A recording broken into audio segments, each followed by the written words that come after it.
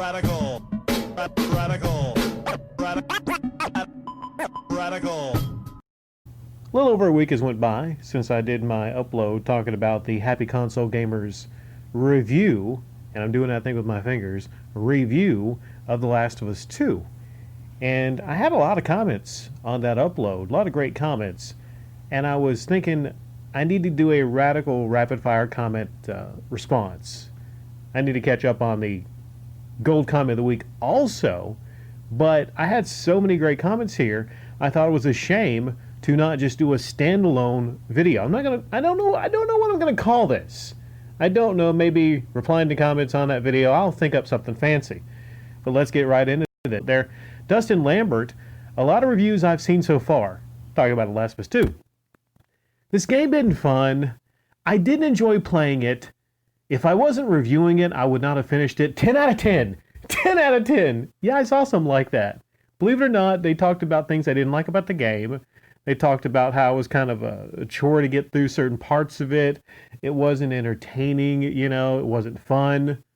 I think someone left a comment too, I can't find it, where Reggie Fils-Aimé, the guy that used to be head of some part of Nintendo, he made it, what was his quote? What are we doing if the game isn't fun? First and foremost, the game needs to be an enjoyable, kind of fun experience, which is the argument. Like, well, I'm not going to get into that argument of, should games always be fun? But there's something to say about that. If the game is a chore to get through, it's tough to get through. And if you don't want to play it, why the fuck are you giving it a perfect score? I know 10 out of 10 is not perfect, but why are you saying it's a masterpiece and giving it a 10 out of 10 if you don't even want to play the fucking game? It just doesn't, like what? Drunken Molester Paul, I loved all the Uncharted games, and The Last of Us is one of my favorite games of all time. I will not be playing the sequel, just like I never watched any Dumb and Dumber sequels. Some things are better left and done. Man, that Dumb and Dumber sequel. I was really excited for that one, but it just, I don't think it worked. It's just like, sometimes there's the charm of the original, and it doesn't work when you bring back the actors and actresses at a later date, and they're just older, and it doesn't have the same feeling, and it's kind of weird. It's kind of like if you did like another Napoleon Dynamite, you almost couldn't do it. You almost, because the charm it's not the same. I mean, what would you have, Pedro and Napoleon and all of them, and then they have kids? It just wouldn't have the same feel. We need to sometimes we need to keep these things, untouched, because it kind of hurts our memory. And I can't point to anybody that will say the sequel is better than the original. Dumb and Dumber is a fucking classic. It is a fucking classic. One of Jim Carrey's best. And, what do you think? I actually would say, I'll go out on a limb here and say, story-wise, the story's a lot better in Dumb and Dumber 2 than The Last of Us 2. Oh, I'm going to get some fucking hate. Yep, I can sense it coming. I see you playing some Maximum Carnage. The soundtrack is awesome. Yeah, it's done by Green Jelly. Some of the best music you will hear on the SNES. I fire up that game, and I'm like, this just sounds, not going to say almost CD quality, but it's just really nice. There's so many things to love about that game. The bright red cart, the fact that it was an LGN game, one of the only good LGN games. There's so many reasons. I could talk for minutes and minutes on how great that game is, and the music, yeah, fucking great music. I will always keep that song in my rotation, the one I'm using from Maximum Carnage. Zach's Guide to RPGs. I am looking forward to this game, and I'm trying to avoid all spoilers. This was not the place to come, Zach. This was not the place to come. James GK. Can we talk about the background gameplay for a moment? I found it funny that Spidey can take out thugs with newspapers. Is that what you found to be funny? Spidey can take out thugs with newspapers. Okay. I'm going to save that for a future upload. Okay, there's a topic I'm going to save for a future upload, all right? Because I think I got a lot to say about one aspect of superhero video game beat 'em ups. But if someone's really strong, and Spider-Man is several times stronger than a normal human being. I mean, Batman is the peak of physical conditioning for an adult male. So I would figure if Batman threw a stack of newspapers at me, newspapers can be pretty heavy if you have a good bit of them and everything. That's why Paperboy was so jacked.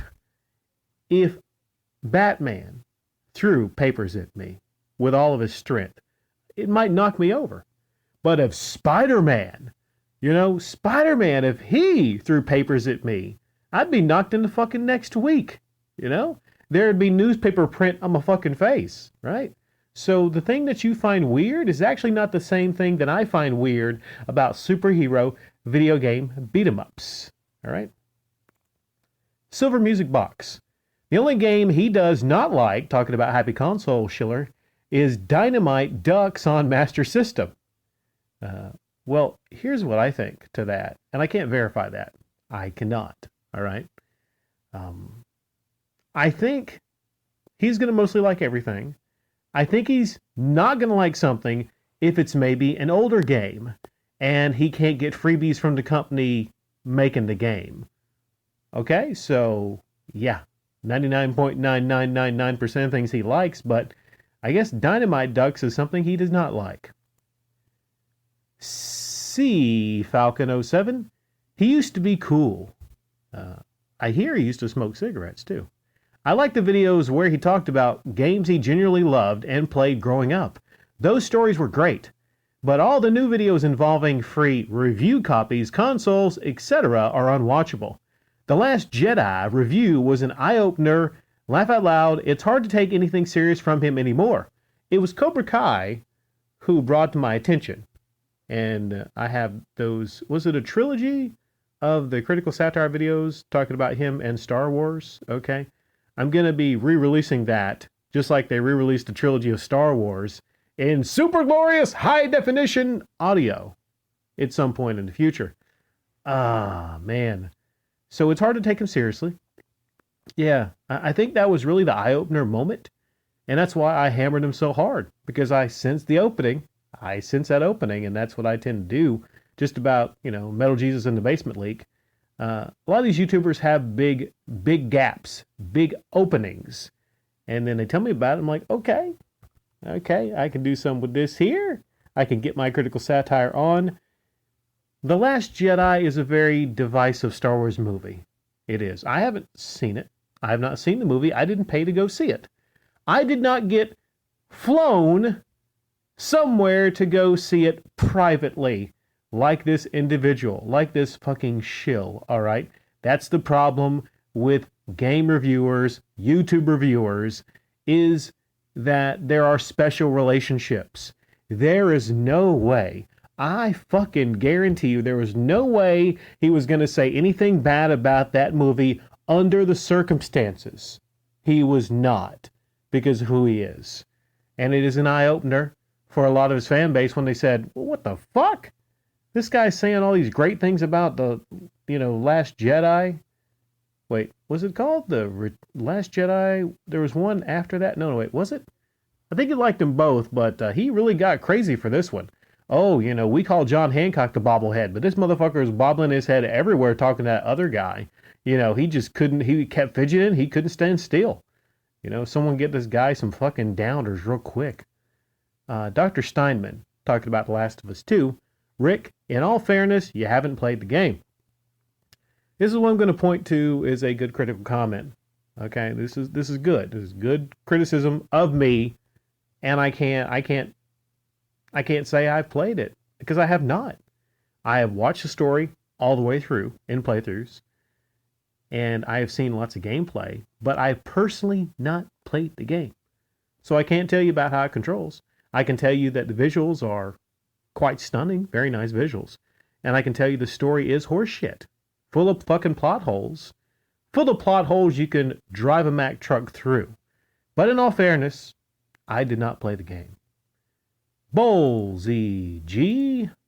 In the gaming journalism, You have some reviews called wildcard from game Uno because they are unpredictable and don't care if they give lower scores to a game, so publishers don't give them early review copy, but they will get copies when the game's out. Jim Sterling was one of them, and he said all this in one episode. Also, Mac from Worth a Buy is always critical of games, so he almost never gets codes early. He buys the game, but sadly, he's knee beggar. Sometimes he only makes 1 or 2 reviews, and he doesn't even finish all games, but he gets, 1 to 2K on Patreon. Well, I'll speak to the early part, that the unpredictable game reviewers, of which Happy Console Schiller is not. The unpredictable ones, and you don't know if they're actually going to give their actual thoughts and opinions on the game, if it sucks or not, basically, or the movie, or anything like that. The people that are actually going to be straight with you on YouTube, those people are predictable. So they play ball. They get the game codes. Which means they save money from having to actually buy the game codes. The weird thing, though, is you have fucking e-beggars that they want the game codes, and they get Patreon money, so they're already getting Patreon money to buy the game codes, but they still won't say anything. They won't dare say anything bad about the games because they need the game codes, right? That's if you wonder why. Happy Console Gamer will always get a Sony game, will always get a Microsoft game, will always get any game you can think of, he will always get a copy because they know that guy is going to say nice, great things about our games. And you talk about Jim Sterling. The thing is, Jim, I don't always agree with him all the time, and I think he might have a Patreon, but somebody said, doesn't he have like the lowest tier possible? And he doesn't go any higher than that. When it comes to his professionalism, I would say he's definitely leagues above Happy Console Gamer. In fact, there's some things he talked about with The Last of Us 2 that I agreed with. I think he mentioned this one great point, which was The Last of Us 2 wants you to care about a dog after you played through the game and killed hundreds of dogs. The game and its gameplay trains you to be perfectly fine with killing all these dogs. But in the story, you're supposed to care about this one dog. But I agree with Jim a lot of the time. I agree with Jim on a lot of his criticism on Breath of the Wild. And I point back to that years ago where, remember when he gave that game a 7 out of 10 and he got, I think, DDoSed, and a lot of people went after him for just giving his fucking opinion, his honest opinion, right? So Jim Sterling is not one of those that actually will play ball. How many more we got here? We got a couple more here. See, this is just on one fucking video. Okay? All right. Usually on Rapid Fire Comment of the Week, I do this for the whole week, but man, oh man, people were alive on this upload. Essence of 88. I love the Happy Console Gamer. Huge fan. But you have a point. He is not one of the best reviewers. When you love a series, you tend to overlook its flaws and downsides, And my reply to him was, I talked about Dragon Ball Super. How I didn't give a review of Dragon Ball Super, but I could probably be a lot more critical of it. I was just so fucking happy to get more Dragon Ball. I was so happy to get Dragon Ball, and I was so happy to maybe possibly see Piccolo get a power increase. Come on, man, do something for my green guy. Do something, all right? Maybe he can turn a darker shade of green. Something. Do something for fucking Piccolo. I was like, I've been waiting for years and years and years. Just do right by him. In the tournament, he gets kicked off of a platform by a fucking bug. Ah, yeah. Pyramid Head. I don't like Happy Console Gamer. Having his own opinions on things is fine, but he is way too positive with games and hardly negative. I'm not negative when it comes to games, mind you, but you really need both to be a reviewer, but it still means you can love certain things. To me, he sounds like he always says, my wife took a shit in my mouth and it was a wonderful experience. Something about this work rubs me the wrong way. Okay. I'm not into the ficophiliac stuff. I'm going to disregard this comment and actually mention something that was funny that I read. There's Corey Graves in WWE and his wife. His wife's smoking hot. And I think there were some tweets back about golden showers. And look it up. I can't remember exactly what it was about. I was actually looking up some of the Jim Cornette stuff about him possibly being a cuck. I'm not sure. But let's just say Corey Graves, he found a good one. He's a very lucky man. I mean, depending on, which side of the way you shake on that kind of stuff. I don't know. If you're into the golden Frieza-ing, is that what we're going to call it here? See how I linked that together? Golden showers, golden Frieza. Yeah, I'm fucking good at this commentary shit. Anime Wolf Gamer. Far better than the original. Wait. Say? I can't remember if Happy Console Schiller said it was far better than the original. Did he? You said, no, it isn't. I also think it's safe to say that Angry Joe and Happy Console Gamer are the worst aspects of gaming YouTubers on both sides of the spectrum. So you have Happy Console Gamer, that's happy about everything, and Angry Joe, who's angry about everything. You think if they met in the middle, it would create the perfect reviewer? I don't know.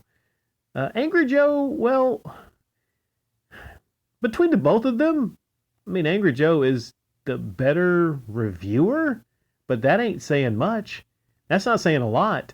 I haven't seen Angry Joe's The Last of Us 2 review. What did he give the game? What did he review it? Did he get his badass seal of approval? I don't know. I'm not really equipped to reply to this comment. Maybe I am, maybe I'm not.